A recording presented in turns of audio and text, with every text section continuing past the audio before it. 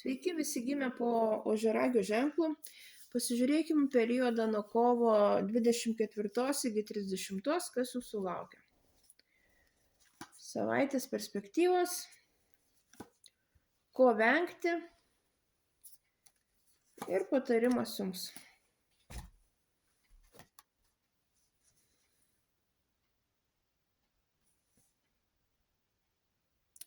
Ožiaragiam tai bus labai gera savaitė, ypač materialinė prasme.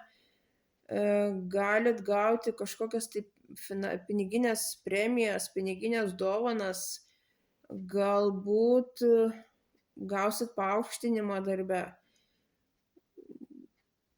Šitas laikas toksai jūsų apdovanojimo laikas.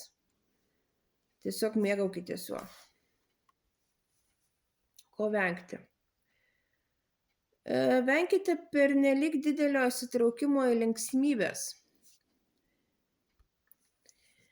Ir tuo pačiu neužsibūkite pernelyg ilgai savo komforto tokioj kaip būsenoj, nes galite prarasti budrumą.